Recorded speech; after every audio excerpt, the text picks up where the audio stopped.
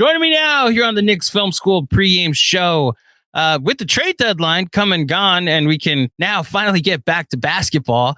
The Knicks, for the second time in 6 days, will take on the Philadelphia 76ers, this time in Philadelphia. And joining me to preview this matchup and break it all down, he is a beat writer for the Painted Lines, an NBA writer for USA Today, and the host of the Feed to Embiid, a Sixers-centric podcast. Please welcome Austin Krell. Welcome to the podcast, sir. Awesome. Thank you for having me. I really appreciate you making time. It's weird because I've been in trade deadline mode for a lot of the last, let's say 96 hours, pretty much since the Knicks played the Sixers on Sunday. And I've found my way to transition back into basketball and who's here and who didn't leave. As far as you are concerned, the Sixers didn't do much at the deadline, but they did, like, Matisse Thybulle won't be in this game for the Sixers anymore on Friday night. What was your reaction to the deadline? And I guess in particular, I got a comment about little brother across the river. The fact that a contender disappeared in the Sixers, out of the Sixers' way for a title. Yeah, it's unbelievable how quickly that all unfolded. Mm-hmm. I think that it kind of speaks to the absolute insanity of, like, this league, for lack of a better word. It's like you think back to it, like, it all spiraled so fast. They looked so unbeatable for like 15 games, and it was basketball symphony for that stretch of time that all three of Harden, Durant, and Kyrie were available. And it's just like, oh my God, this is just the remnants and the scrap of that threesome. And I mean, 12 months go by and all three guys requested a trade. One trade request is rare. 3 guys requested trades. 3 stars. That is unbelievable. So, yeah. Did you, I guess in real time last year, did you get the idea that what was left after the Simmons for Harden trade went down last year, that's not a big three that we'll have to continue to deal with? That situation is kind of unstable, and not necessarily that this would play out, that within the next calendar year they'd all be gone, but that they weren't something to be necessarily worried about. So I always thought that at worst it would be a pain in the backside to have to, like, deal with Ben Simmons on defense, and then, like, you have to then go back on your defensive end and deal with Durant and Kyrie. I did not factor in the possibility that Ben would regress into a shell of his prime, of his best self. Like, the version you're seeing, I promise, is not the version that the Sixers had the first 2 or 3 years. I mean, this guy is a total shade of what he used to be, whether that be mental, physical, what have you. But I think that plays a big role in it, because they're like, look, we don't have a big three. Like, we just don't have that. We were willing to work with it, because if the guy was himself, then we'd be pretty good. But he just isn't himself, and, like, Kyrie isn't going to get the extension he wants, and there's nothing for me to work with here. And so I think that's a part in it. And I think one of the last reports about Ben Simmons was that he wanted to have his own team, something that he didn't have in Philly. Well, now he has his own team. Yeah. So good luck with that. We'll see how that goes. I know he came off the bench tonight and had 6 rebounds and 3 assists in 14 minutes. I was watching the next game while I was eating dinner leading up to this, and I was looking into the stands, and I was like, my God, the entire building is emptied out. Like, no one's there. And they interviewed Mikal Bridges, who I went to college with, Villanova. He looked like he was, like, sedated and very sad. And everyone on the court for the Nets looked like they couldn't believe that they were reduced to this team. And it's just, and this isn't like it's like a one or 2 year scrap down and, restructure. This is, we don't have our own picks for a while. We have nothing for a while.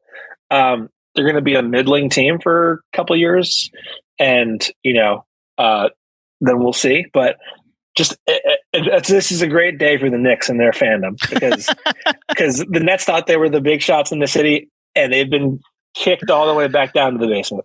So I will say this: as far as the hierarchy in New York is concerned, that never changed. The idea of the Nets, and look, this is where I actually end up more empathetic on the other side of this, that like what you thought was is no more, or what could be will never happen. But look, as far as the Knicks are concerned, this is now another team they have to contend with for like the 6 or 5 seed, in the Eastern Conference. So the gap between them and Brooklyn obviously is, I would say, non-existent, but let's see what this new version of the team turns into. As far as Villanova guys are concerned, the Knicks traded for one, and they already had a pretty good one. I love that for the Knicks. I love that. I love that. I got to tell you, I played on the same high school team as Cam Reddish. We were teammates for 1 year. Okay. So I had a sweet spot in the heart for him. It's been a rough go in his start to his NBA career. Hope he gets an opportunity. And then Jalen Brunson was a freshman when we were both freshmen together and won the championship. And then a week later, after they won the championship his freshman year, he played pickup with us and Dante DiVincenzo on our freshman court, like that we had by our dorms. So like I posted him up, I got a steal. He then bodied me in a post and got me back. So I've had my success against them or with NBA players. So interesting. So your connection dropped just as you were saying that his freshman year started. So if I got that right, after they won the title, him and DiVincenzo went to like your court, and you got to actually play pickup with them. Yeah, we all lived in like the same vicinity on campus together, and so they were like, "Oh, let's enjoy the end of our freshman year," and it's normal students, and they played pickup with a couple of us, and that was it. But yeah, that was really. That was cool. Cam is a good dude. I feel for him. I think if he gets an opportunity, he might have a chance. But let me tell you, Josh Hart's going to be a great ad. Great ad. I mean, he is this season. He's sneakily one of the best wing rebounders in the NBA. He's got a defensive rebounding percentage on missed shots for opponents of like 19, which is tops amongst wings. So I mean, really, really sneaky good pickup for the Knicks. I really hope so. Believe me, I'm very much hoping that Josh Hart is a sneaky good pickup for this team. Do you mind if I ask a Cam question? I know we didn't prepare for it, but I just now found out that someone who played with him in high school is now on the show.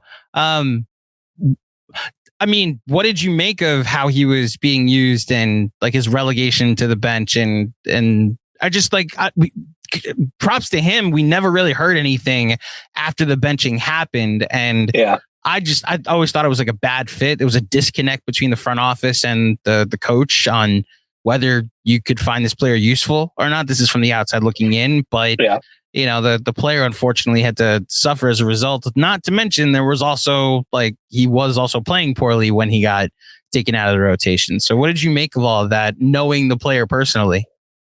So I think when you look at Cam, and granted, I haven't talked to him since we were in high school. It's been years, but we were on the same team together. I think this, all NBA players, and when they come in, wings especially, don't realize that I have to defend my butt off to be a mainstay in a rotation and earn trust. And, I don't know that and that's especially the case with Tibbs. You got to be a defense first guy with Tibbs. Mm-hmm. I don't know that quite registered in his mind. I do know that. I don't know that it didn't or it did. That's from what I can see from afar. He got some chances with Atlanta, looked good, as he got healthy and got more rotation there. He's always been you can see his skill when he puts the ball on the floor and shoots off the dribble. He struggled with making and missing, early in his career, and that's expected. You can adapt from that. I never felt that he looked like he was overwhelmed. He had the body, he had the frame for it. There was some skill there that just if you gave him 15 minutes a night, there was something to tap into there, and that maybe if he can get comfortable and just catch up to the pace of the game, that there was something to tap into there. I don't think he's a bad player. I think he's a guy that just hasn't found the right fit yet, and has had whether it's a clash with the right coaching philosophy, whether it's a gluttony of that's the right word. A glut of wings in in Atlanta with Herter and Bogdanovich and Hunter. Like, just give the guy a chance to play, and I think there's something there, just skill there to tap into.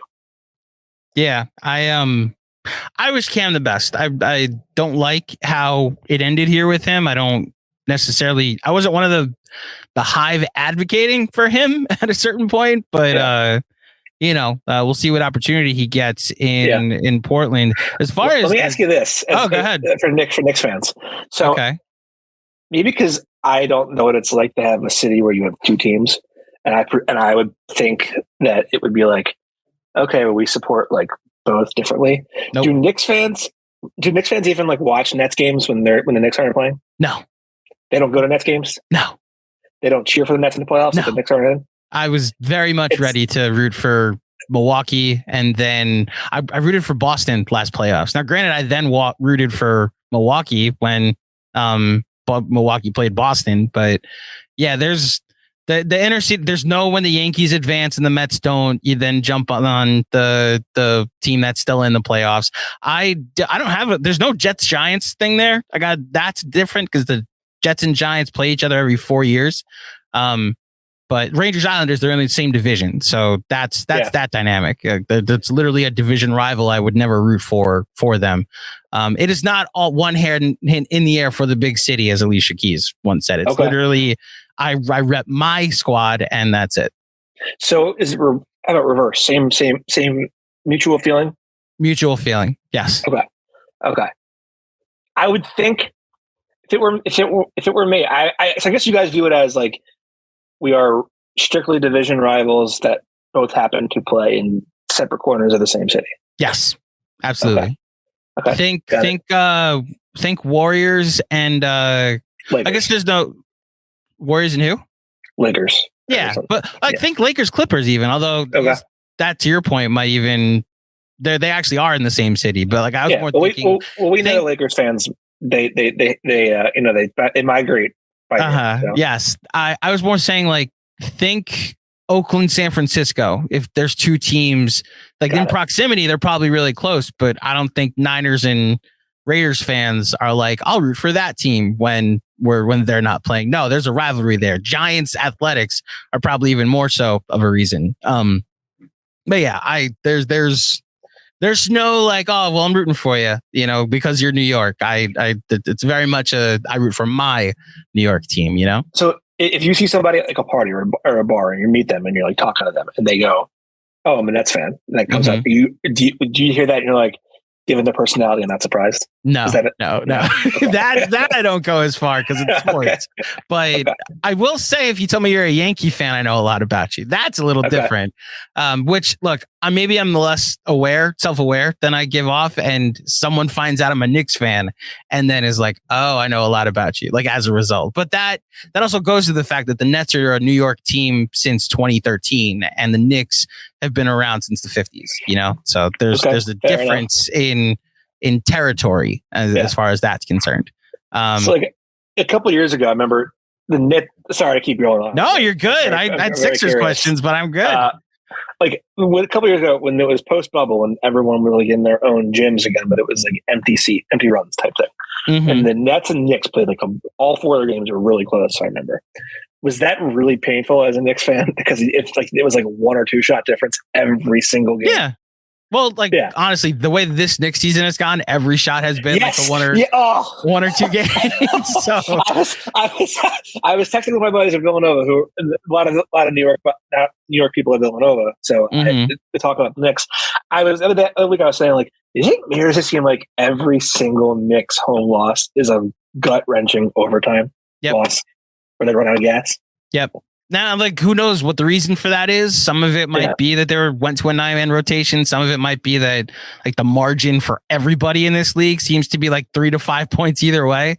Yeah. But yes, we were talking about this on the pod the other day that the reason that there's never had the chance to be any momentum toward any frustrations with Tibbs, the way that the Madison Square Garden has operated.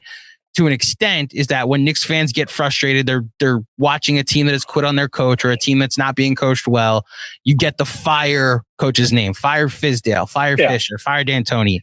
And that usually happens in the fourth quarter of a blowout. The Knicks don't get blown out. So every fourth quarter is close and they never have the chance at the end of a game to chant for anybody's head because every game's entertaining. Everything is a heartbreaking loss. And it's 10 minutes after we leave the arena. It's like, Tim should have done this, So that's more the element, the process and where that goes. So like the other night, the Clippers lost where the team hits 30 at the buzzer. And then they lose in overtime, of course. I was thinking like, if that happened to the Sixers in Philly, it would have been like the whole city would have fallen off a ledge. Like when they blew a 9-point lead to the Lakers in the last minute of regulation a couple weeks ago or months ago, the Sixers did. I thought, I was like, this is it. This is how the Sixers fandom ends for everybody. Just mass jumping off bridges in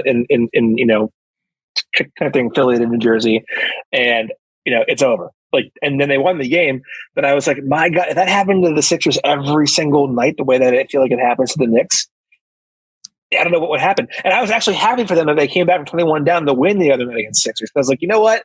Good for them. They've had a bunch of awful losses this year, just brutal losses. So good for them. Well, including, you want to talk about blowing a 9-point lead with a minute left. True. Remember when Luka in his his 60-20-10 game, the Knicks had a 9-point lead with under 30 seconds left. A scenario that a team has only lost one every 13,884 times. Thank you, Tim McMahon, for the stat.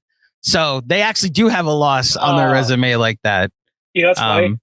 There's like a great video of a Knicks fan live streaming the game and reacting to it, and the Knicks are up 9, then they're up 6 with 2 minutes left, and the guy's like, oh wait, I'm still unbothered. It's all right. And then someone missed a free throw with 30 seconds left, and the Knicks he was like, don't do this, bruh, don't do this. and then Luka gets a foot back at the buzzer, and he's like, I hate the Knicks. I'm done. Yes.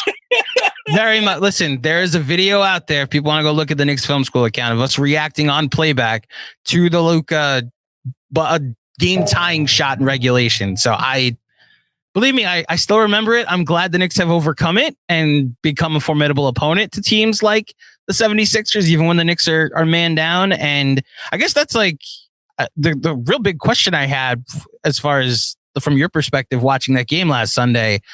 But the Knicks were missing RJ Barrett. They've been missing Mitchell Robinson for the last 3 weeks. And yet we're still able to come back from 21 down against the Sixers the night after that type of heartbreaking loss against the Clippers.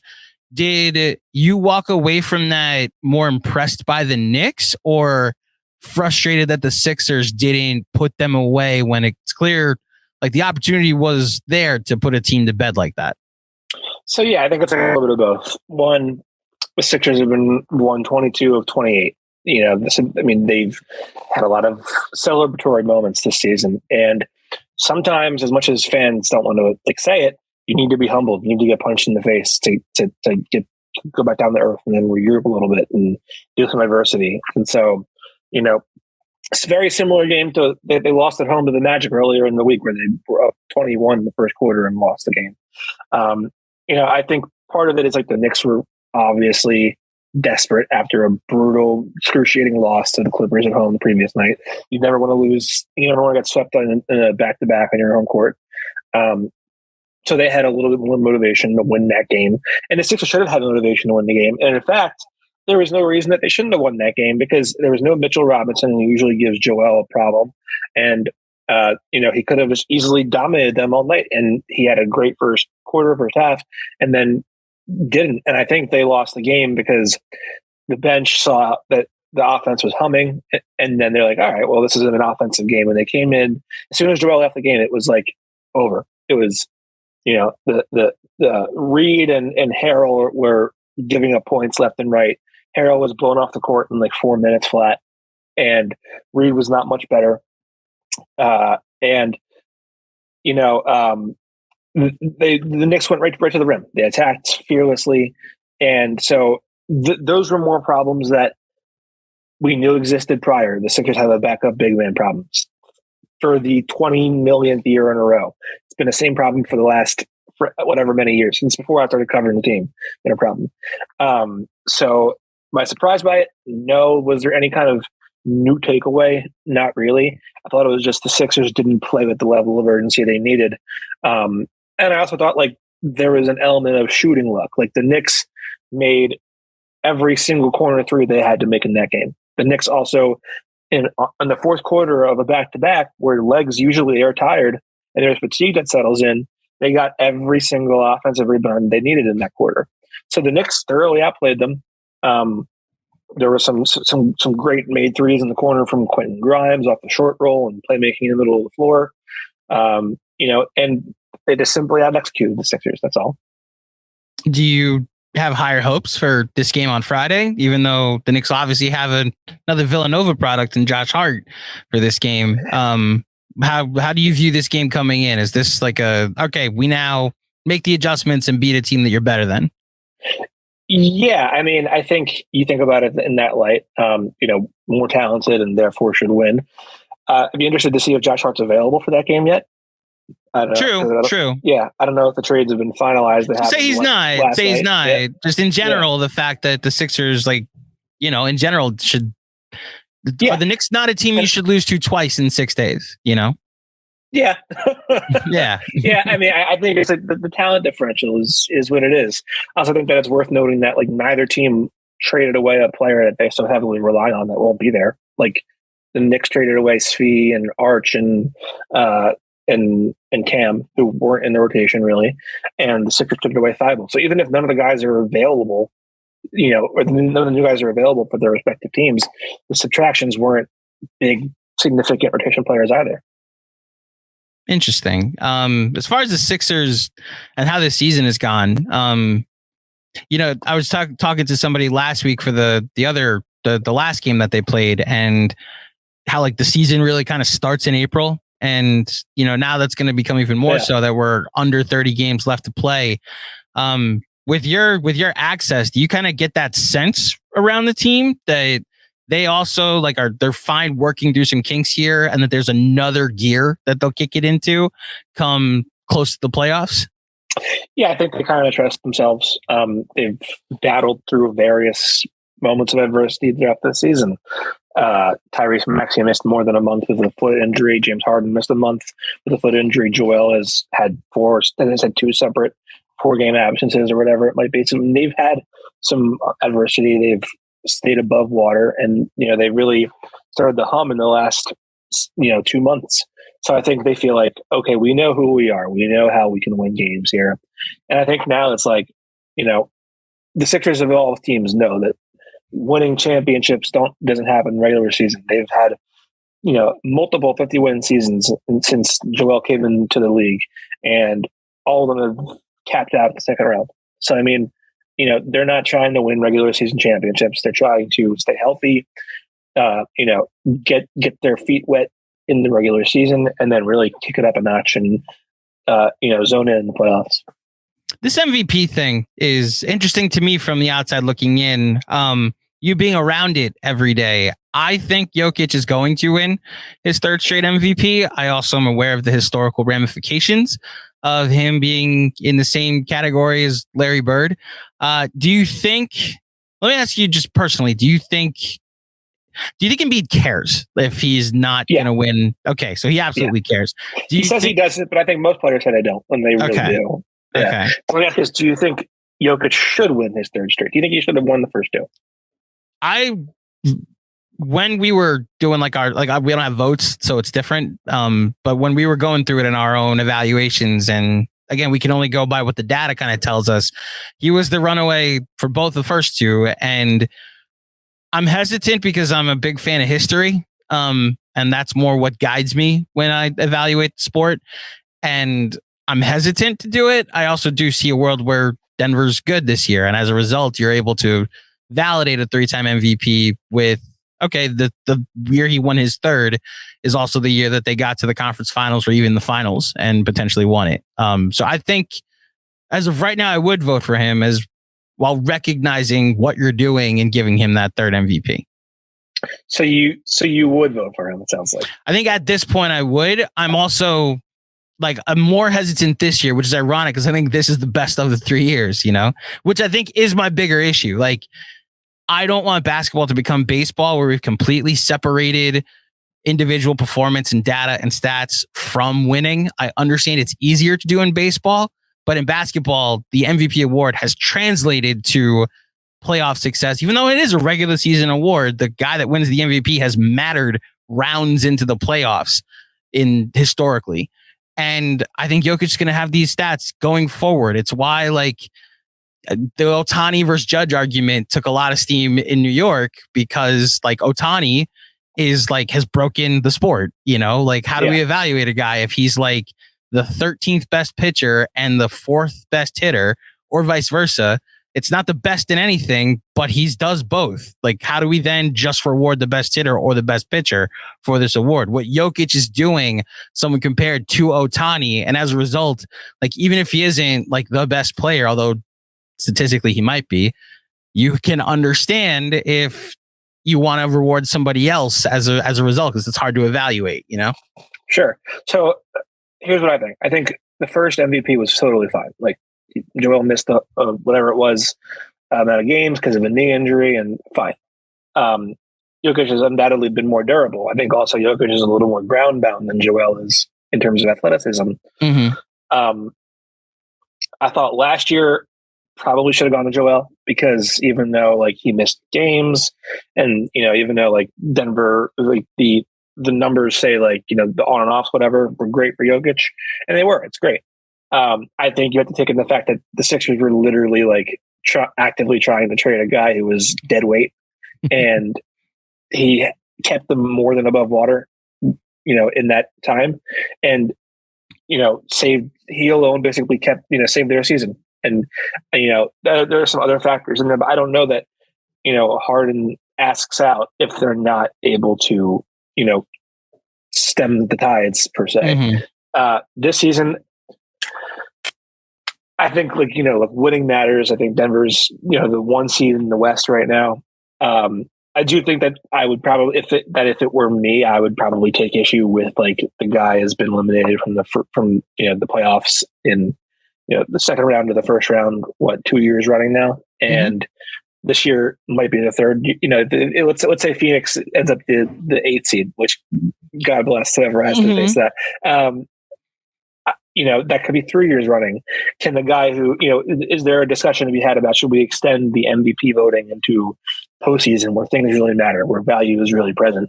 My biggest issue with like the Jokic MVP debate right now is if the guy has to be subbed off for defense in crunch time, that's a problem to me. And I think, Jokic has to be subbed off sometimes. Joel doesn't. In fact, you need Joel on the court every minute you can get him to have a chance.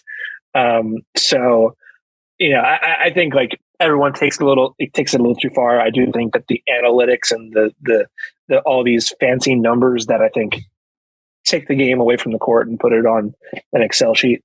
I think that can kind of annoy people, but I think they're just both great players and they deserve to be appreciated for what they do. Someone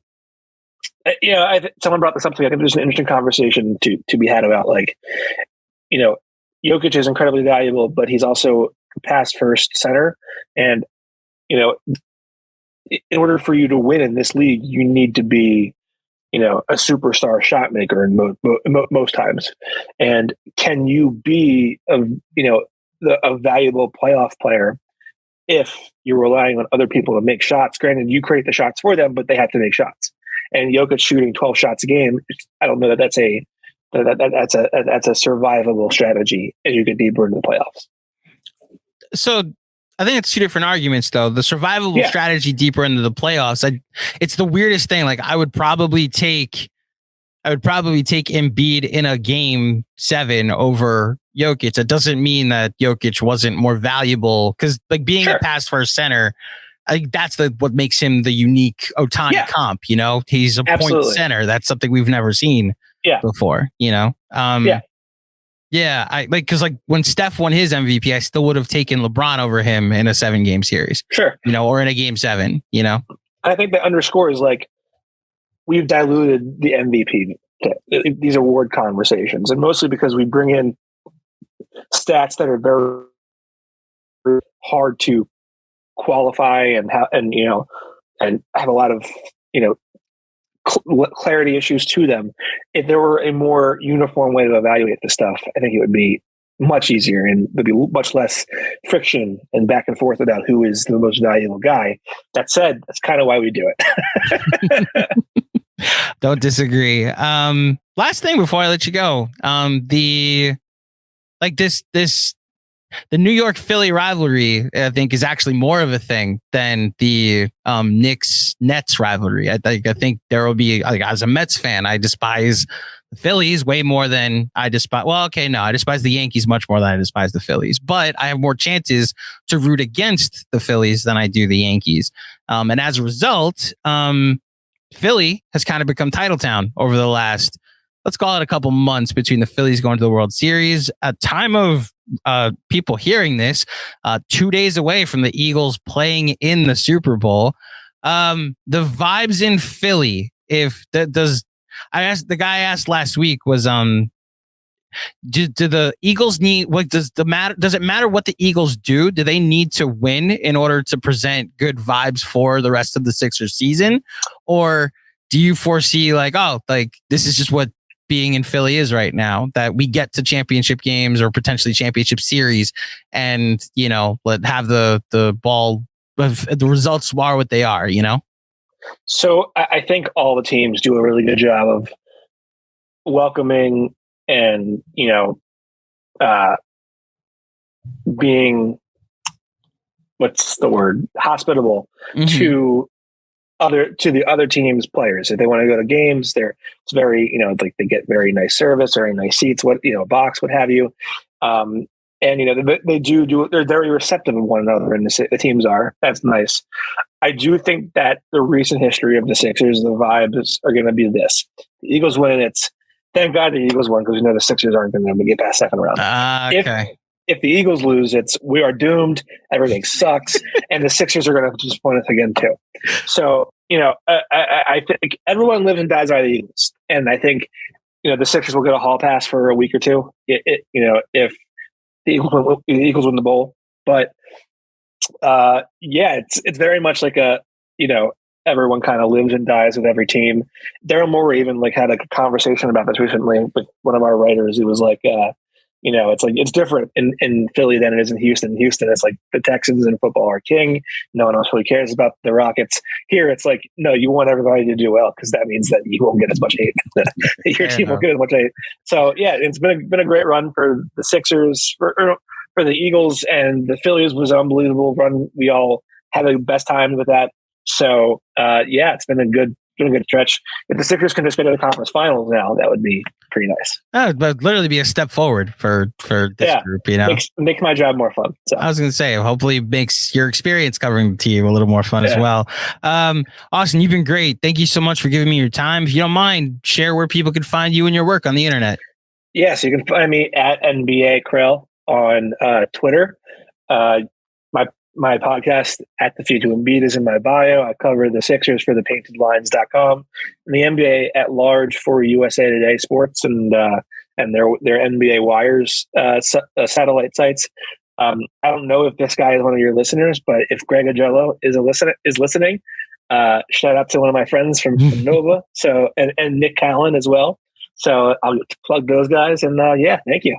Shout out to Greg and Nick. If you're not listeners, I hope you're listeners now after hearing your buddy on the Knicks Film School podcast. Austin, thanks again, man. No problem. Thank you, Andrew.